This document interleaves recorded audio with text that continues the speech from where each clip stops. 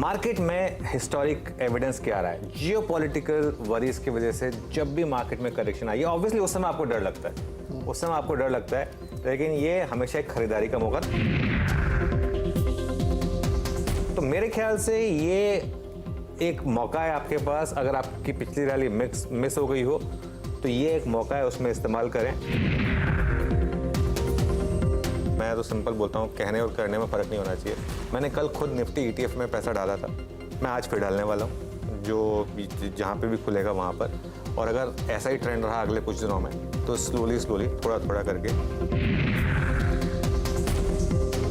2 दिन से CNBC आवाज़ के व्यूअर्स लॉन्ग रहे होंगे। एक व्यू रहा है कि लॉन्ग रहना चाहिए आपको इस मार्केट में और हर डिप पर ऐड करें, ये इस चीज़ को समझ लीजिए। और अगर आपने ये 2 दिन की रैली मिस कर दी है, कोई दिक्कत नहीं, कोई दिक्कत नहीं, क्योंकि मैं फिर कह रहा हूँ आपको, ये मार्केट 24,000 25,000 पे रुकने वाला नहीं है। ये 50,000 1 लाख 1.5 लाख 2 लाख वाला निफ्टी है।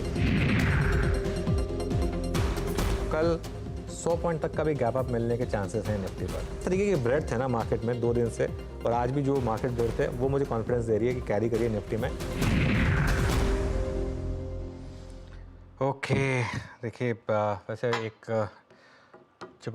जब मैं छुट्टी पे था तब भी मैंने उस दिन रील बना के भेजी थी कि ये बहुत टिकेगी नहीं करेक्शन, बहुत जल्दी आपको न्यू हाई देखने को मिलेगा।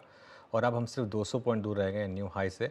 देखते हैं कब तक आता है। मेरे ख्याल से शायद इसी महीने, अभी बाकी है इस महीने में 3-4 ट्रेडिंग दिन, या मई सीरीज़ में आपको मिलना चाहिए न्यू ऑल टाइम हाई। लेकिन चलिए अब बात करते हैं आज के स्टॉक ऑफ द डे की।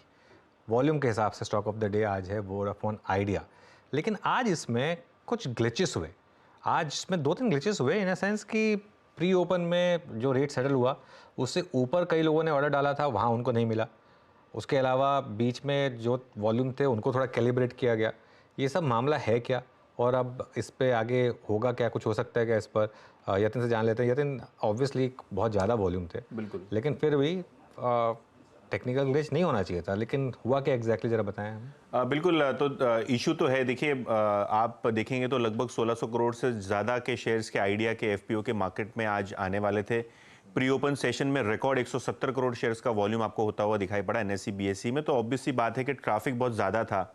जहाँ तक कि प्री ओपनिंग सेशन का सवाल है, बहुत सारे ब्रोकर्स और डीलर्स जिनसे हमने बातचीत की है, वो ये बता रहे थे कि ऑर्डर मैचिंग ठीक से हुआ नहीं।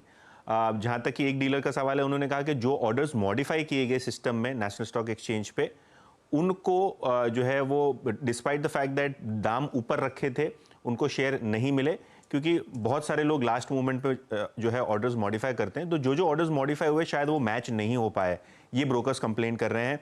ऑब्वियसली अगर हम बात करें वॉल्यूम्स की, वेटेड एवरेज प्राइस की, तो NSE की सिस्टम अभी भी दुरुस्त नहीं हुई है। दोनों ही फ्यूचर सेगमेंट और कैश सेगमेंट, दोनों ही जगह NSE के वॉल्यूम्स अपडेट नहीं हो रहे हैं, प्राइस भी कभी कभी अपडेट नहीं हो रहा है। तो ये जो तकनीकी दिक्कत है वो अभी भी बनी हुई है। ऐसा नहीं कि कोई रिजॉल्व करने की कोशिश NSE ने नहीं की है। बीच में एक ब्रीफ पीरियड के लिए ट्रेडिंग को रोक दिया गया था कुछ ही सेकेंड्स के लिए, और फिर से एक बार जो है सिस्टम को रिफ्रेश करने के बाद ट्रेडिंग शुरू हुई। लेकिन ये प्रोसेस में जो है जो पेंडिंग ऑर्डर्स थे वोडाफोन आइडिया के, वो नेशनल स्टॉक एक्सचेंज ने कैंसिल कर दिए हैं। ऑब्वियसली जहाँ तक कि ऑर्डर मैचिंग का सवाल है, पेंडिंग ऑर्डर्स निकालने का सवाल है, रेगुलेटर इस पर स्टांस लेगा। लेकिन NSE की तरफ से कोई भी प्रकार की यहाँ ऑफिशियल स्टेटमेंट नहीं आई है। लेकिन हाँ, अभी भी ट्रेडिंग ग्लिचेस बने हुए हैं। वेटेड एवरेज प्राइस FNO का और जो NSE के वॉल्यूम्स हैं, प्राइस है, अभी भी ठीक तरीके से अपडेट नहीं हो रहे हैं। ओके यतिन, बहुत बहुत शुक्रिया।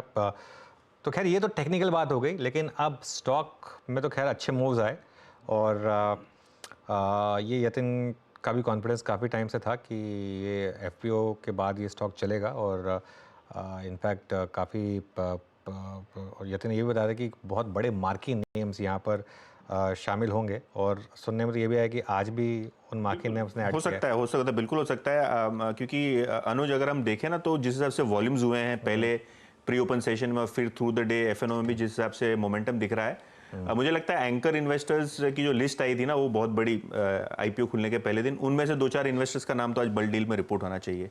तो मार्केट तो ये पकड़ के चल रहा है कि बहुत सारे जो मार्की म्यूचुअल फंड्स हैं, ग्लोबल फंड्स हैं, इनका नाम बल्क डील में रिपोर्ट होना चाहिए। ऑब्वियसली ये पोस्ट मार्केट ही पता चलेगा किसने कितने शेयर खरीदे और क्या ग्लिच की वजह से वो रिपोर्ट होगा नहीं होगा, कैसे अपडेट होगी फाइल, वो भी एक चैलेंज रहेगा एनएसई के सामने। तो देखते हैं कैसे इन्वेस्टर्स आज ये पॉइंट में एंट्री ले रहे हैं। बिल्कुल। चलिए यतिन, बहुत बहुत शुक्रिया।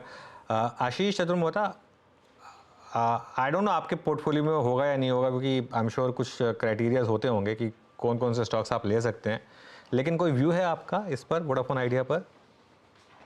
तो अनुज, ऐसा डिस्क्लोजर नहीं है स्टॉक हमारे पोर्टफोलियो में। और हमें लगता है कि देखिए, व्यू तो ये कि अब जिस तरह से इन्फ्यूजन आ रहा है तो एक अच्छा साइन है, पहला साइन है जिसको रीड किया जा सकता है। और अगर से 4G 5G की सर्विसेज के लिए वापस कंपनी इन्वेस्टमेंट करती है तो ये एक अच्छा हेल्दी साइन है। बट हमें ये भी समझना पड़ेगा कि डाइल्यूशन इक्विटी का बहुत हुआ है और इंस्टीट्यूशनल इन्वेस्टर का एक डिफरेंट पर्सपेक्टिव होता है और कई बार पोजीशंस पुरानी ली हुई है तो उसके सामने में यहाँ से अगर से एक अच्छा अपमूव शॉर्ट टर्म में आता है तो एक मौका होता है एवरेजिंग करने का। बट क्या इस पे कोई सीरियस दाव खेलने की जैसे सिचुएशन है, उस पे थोड़ा सा हम अभी भी हेजिटेंट रहेंगे। बट ये जरूर मेरा मानना है कि स्टॉक में अब एक शॉर्ट टू मीडियम टर्म में एक अच्छा बेस बन चुका है और कहीं ना कहीं अब 11-12 की जो ट्रेजेक्टरी है वो एक लंबे समय तक के आप देखेंगे कि एक अच्छे सपोर्ट की तरह काम करेगी।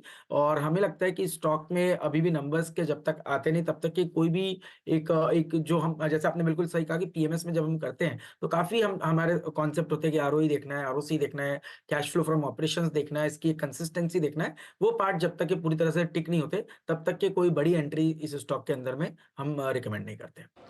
ओके, बिल्कुल। चलिए, तो टेक्निकली क्या व्यू बन रहा है इस पर, ये जान लेते हैं। मानस, कोई ट्रेड बन रहा है इस पर, वोडाफोन आइडिया पर?